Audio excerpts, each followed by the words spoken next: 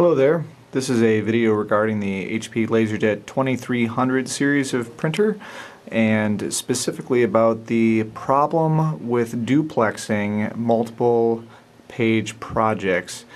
Specifically, this is a rather interesting issue because it involves the magnetic solenoids that are inside the printer and a issue with the adhesive that holds the noise-reducing bumpers in place here.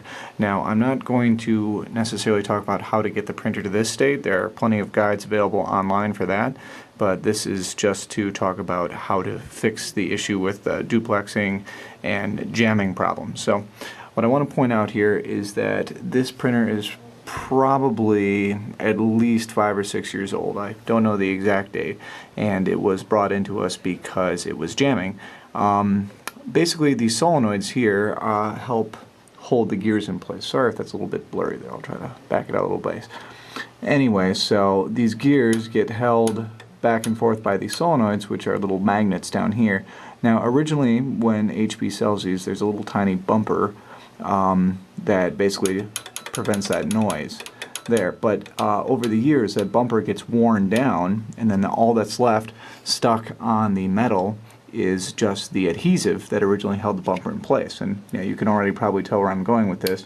What happens is that the adhesive just causes this little metal armature to stick in place, and then because printers depend on millisecond or less time differences, obviously everything goes downhill from there. So if you watch what happens here, basically when I release this, it should snap back right away, but if it sticks hard, you see how there's a delay when I release my finger from that. That's what's causing the printer to jam. The one that causes the duplex problems in particular, I think, is this one, which has the exact same problem as the other ones. So, we have to remove those solenoids. Once you have the solenoid removed, just one screw down there should do it. What you can do is remove the spring from the solenoid that holds the armature in place. And yeah, just to try to turn this into the light here, you can already see that there's all kinds of black gunk caked on the top and bottom there. That's the remainder of the bumper. So here's a bumper right there.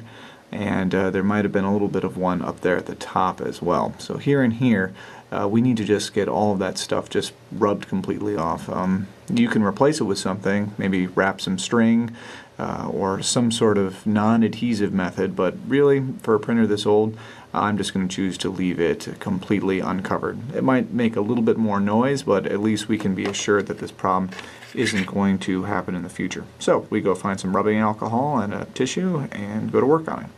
So as you can see here, we've removed all of the adhesive from the armature of the solenoid, and we've also taken it off the body of the solenoid. We can see how clean that is right there. No more of that black adhesive. Now, while I was doing this, I looked online, and it seems that, contrary to what I said previously, what we do want to do is actually take some kind of piece of plastic or some sort of magnetic resisting stuff and just stick it back on the place where the adhesive used to be. The reason for that is that a lot of times people just clean that off like I was planning on doing, and they don't replace it, and then there's a problem with residual magnetism from the solenoid. So it fires, it causes the metal to still be slightly magnetic, and then you have the same jamming and timing issues because, once again, all it takes is a microsecond of delay and then the printer will jam. So what I'm going to do is I'm just going to stick a little piece of tape back onto there, and I probably can't do that while I'm holding the camera, so I'll just demonstrate again when it's back.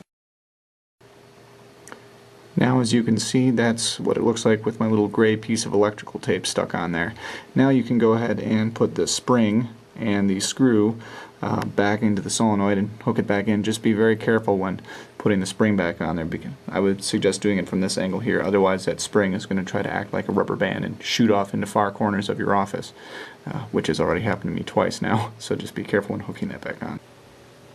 Now, even though it doesn't have to be done, I've also removed the tray 1 and tray 2 solenoids as well to prepare to clean them. Yeah, you can see how much crud is on there. Try to zoom in a little bit. Yeah, that brown patch there, that's what is on all the solenoids, and that's what you need to remove because it gets really sticky with use. It doesn't feel as bad as the duplexer one was. But yep, that is the main cause of the sticking issue. So we'll get those cleaned off and hopefully things will work.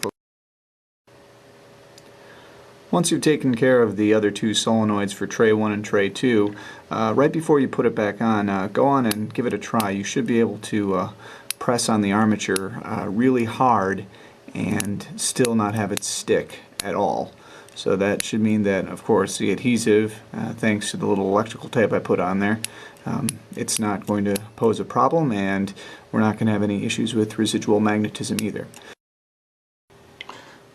By the way, if anybody knows where this part goes to, I think it fell off of the network card box at some point, so I don't think it's anything important, but if you know where it goes, please let me know.